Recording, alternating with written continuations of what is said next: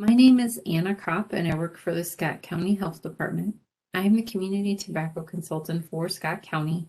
My work is focused on helping the people in our community to live healthier lives, especially when it comes to tobacco and nicotine. One way that I do that is to talk to students about the dangers of tobacco and nicotine. And the recording that I'm sharing with you today is focused on e-cigarettes. Recording a presentation like this is new to me, so I appreciate you joining me in the journey.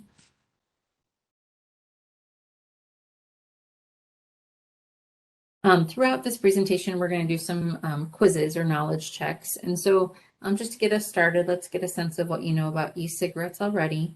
True or false, some e-cigarettes are safe for use. What do you think?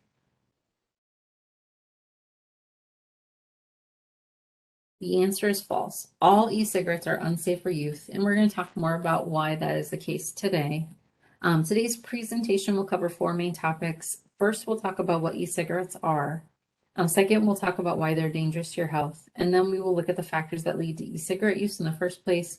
And finally, we'll talk about what you can do to avoid all tobacco products, including e-cigarettes, and how you can get involved to help others do the same. So let's start with what is an e-cigarette? There are over 500 different brands of e-cigarettes. No matter what you call it, it's an electronic cigarette. They have many different names. You've probably heard them called, e-cigs or vapes or just JUUL.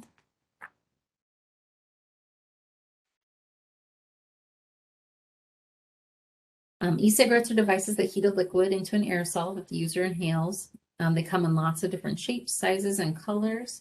Some e-cigarettes look like regular tobacco products, such as cigarettes. These are known as cigalikes.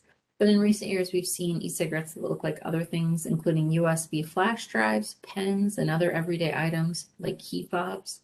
JUUL is one of the most common e-cigarettes, and it is shaped like a USB flash drive. But regardless of what you call it, these are all e-cigarettes, and none of them are safe for young people to use. So another quiz. I'm thinking about what is in an e-cigarette. Let's check to see what you already know. True or false, most e-cigarettes contain nicotine. What do you think? This is true.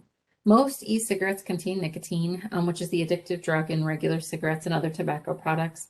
According to the CDC, 99%, so almost all of them, of e-cigarettes contain nicotine. This is especially important for you to understand because nicotine can harm your brain, which continues to develop until you're about 25 years old. And we're going to talk more about that now. So now that we know what e-cigarettes are and that they contain nicotine, why does this matter? So here you'll see the dictionary definition of nicotine. I don't expect you to know what all of these things are, but definitely it's important to have a basic understanding of what nicotine is before you can understand why using an e-cigarette is risky. Nicotine is the drug found in tobacco plants. It's also frequently used in insecticides to kill bugs. So when you're hanging out with your friends, I would venture to guess that you're not wanting to take a puff of insecticide. Also, you should know that nicotine is the drug found in tobacco products that makes them addictive. That means that once you're using it, your body's going to continue to want more. And when you use e-cigarettes, nicotine is quickly absorbed into your body. It goes directly to your brain. Nicotine activates areas of the brain that make you feel satisfied and happy. And putting nicotine in your body is dangerously addictive. And it can also harm your brain for addiction to other tobacco products or even harder drugs. So we talked about what nicotine is, but did you know that there are different types of nicotine? Some of you may have taken chemistry or a little bit aware of chemistry, or maybe taking chemistry in a few years, but the pH scale is something that you talk about in that class. And the pH scale basically measures what chemicals are in liquids, such as like a swimming pool or a hot tub. And so why am I showing this to you? Well, pH matters when it comes to how harsh nicotine is on your body, particularly your throat when you're inhaling it.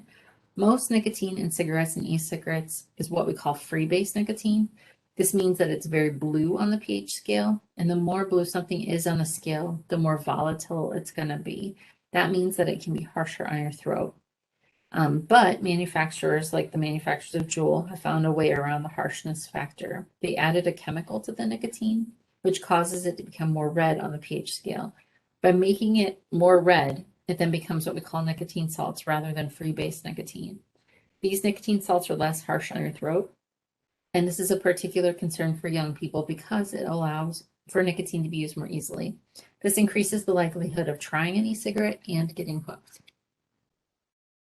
All JUUL e-cigarettes have a high level of nicotine, among the highest of e-cigarettes on the market. And JUUL's nicotine liquid refills are called pods. A single JUUL pod contains at least as much nicotine as a pack of 20 regular cigarettes. Some other brands have even more nicotine than that. So let's take a quiz. Nicotine harms brain development. True or false?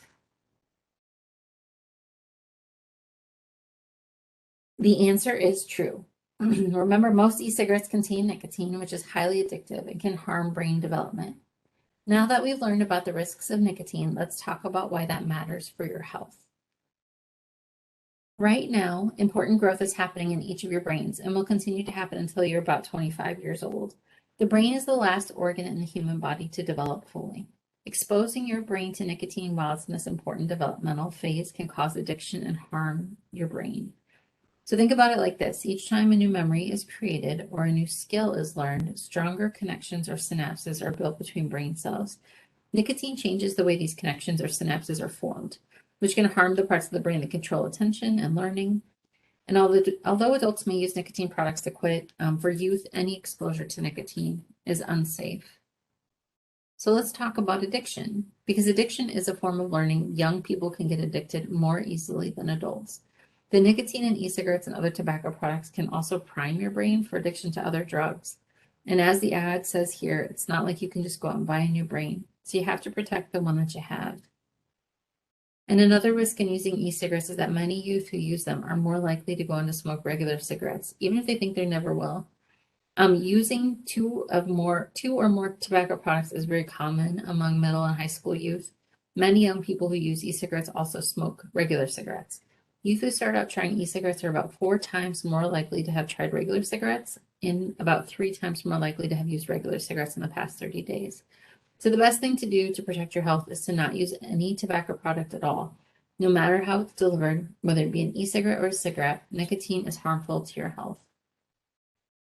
Let's do another knowledge check. True or false, e-cigarettes create a harmless water vapor? The answer is false. E-cigarettes allow the user to exhale clouds that many think are just harmless water vapor. The tobacco industry prefers the term vapor because this implies it's harmless. It's not harmless. E-cigarettes create an aerosol, which is a mixture of particles in the air that can be harmful to your health. Just to let you know a little bit more about what you're inhaling into your body when you use e-cigarettes, besides nicotine, e-cigarette aerosol can contain cancer-causing chemicals, heavy metals, and ultrafine particles that can be inhaled deeply into the lungs and harm your body.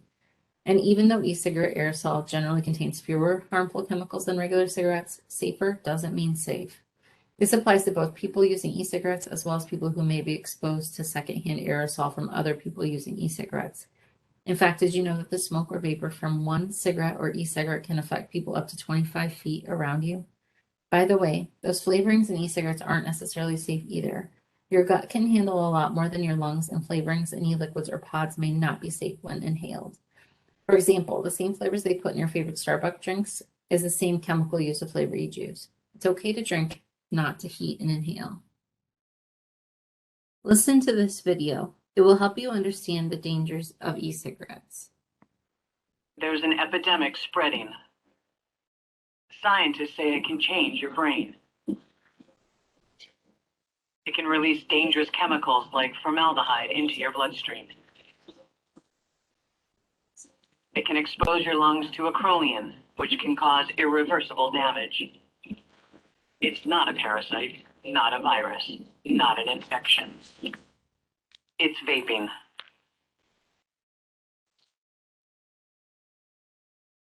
And if that isn't scary enough, even worse, children and adults have been poisoned by swallowing, breathing, or absorbing e-cigarette liquid through their skin or eyes.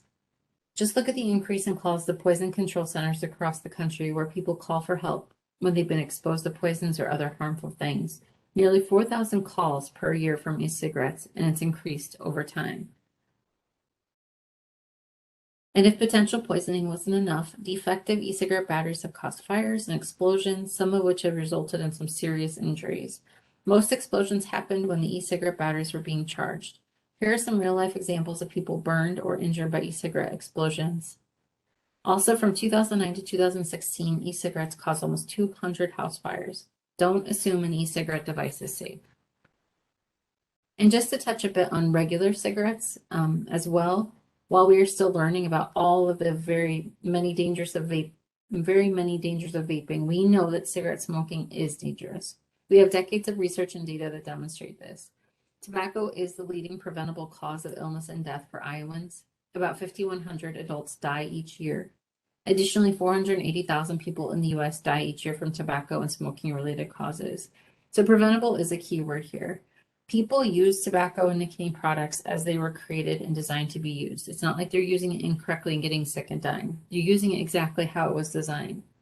If people get sick or die from using other products, these products are usually recalled or taken off the shelves. You know, you hear about something like tainted lettuce or meat being taken off the shelves, but tobacco products continue to be sold. To get a better sense of the damage that smoking can do to a person's lungs, check out this video of simulated smokers' lungs.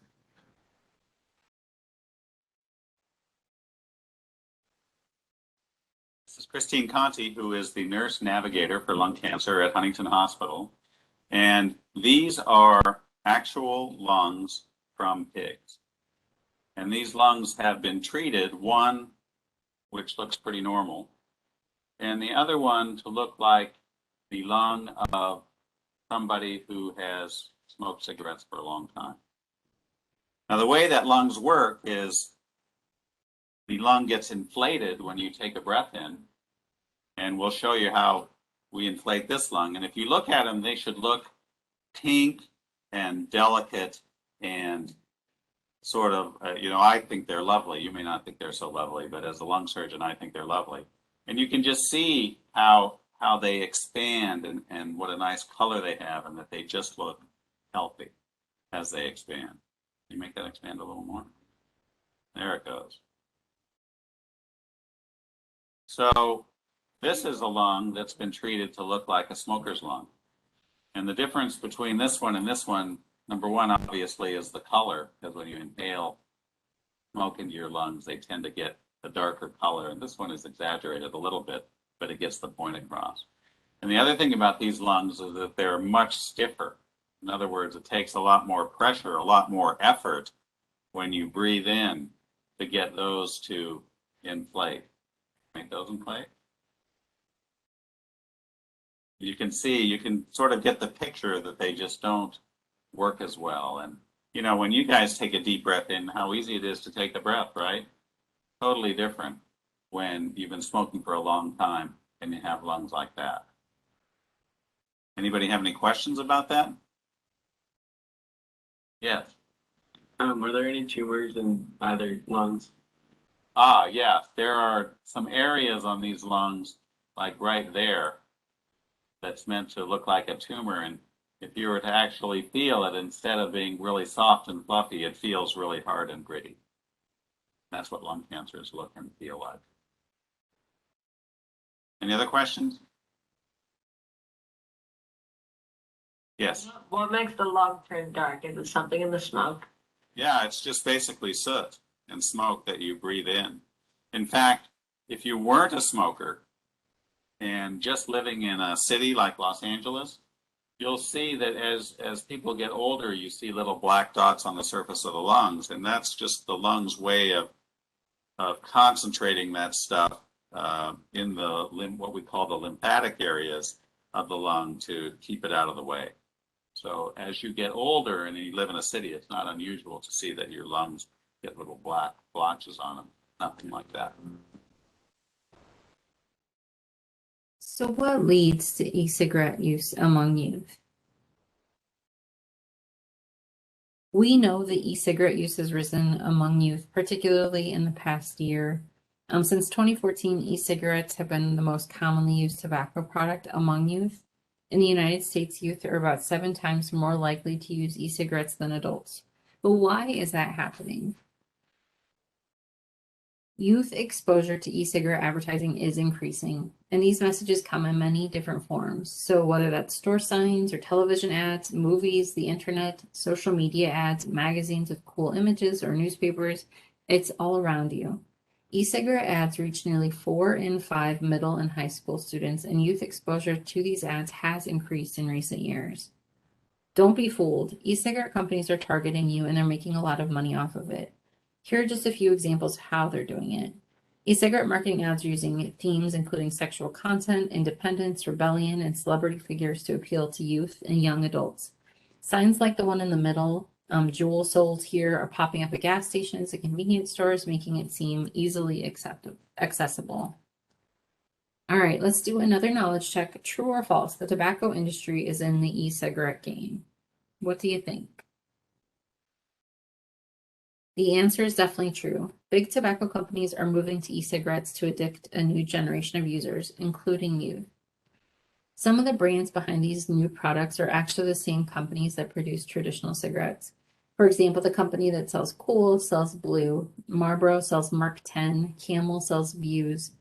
Tobacco giant Altria, the maker of Marlboro cigarettes, actually paid $13 billion to get in on JUUL, including a bonus of $2 billion, which is about $1.3 million apiece to their 1,500 employees.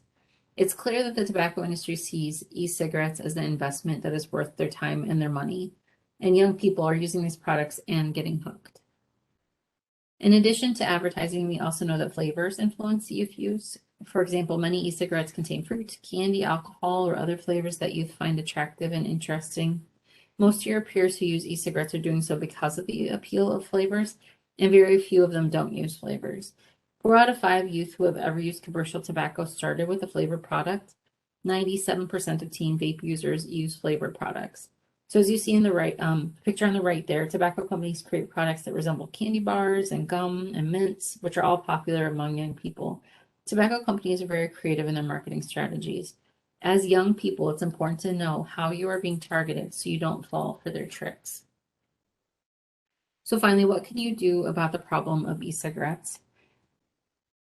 If you haven't started using tobacco, don't start. In fact, most teens don't use e-cigarettes or other tobacco products. 22% of 11th graders in Iowa vaped in 2018. That may seem like a lot, which it is much more than we'd like, obviously, but if you view it from the other perspective, that means 3 out of every 4 11th graders were not vaping.